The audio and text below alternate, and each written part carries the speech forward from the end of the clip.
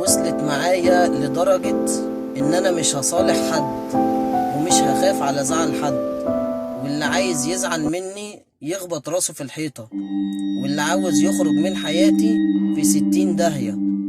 انا مش هصالح حد ومش هخاف على زعل حد، ومش همسك في حد ان هو يقعد في حياتي.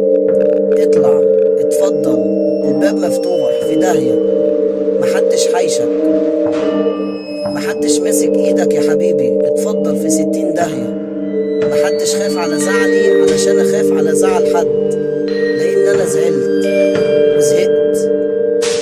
الاختيار لو ما كانش صح من الاول هتفضل طول عمرك هتدفع من حزنك عليه وعلى نفسك. مش كل اللي تقابله هينفعك، ومش كل اللي بيلمع من بره بيلمع من جوه. شكرا.